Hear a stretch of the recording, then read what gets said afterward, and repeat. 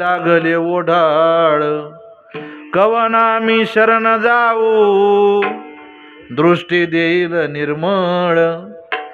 धर्म जागो सदैवाचा जे बापर उपकारी आंधळ्याला दृष्टी देतो त्याचे नाव मी उच्चारी दुःख बांधवली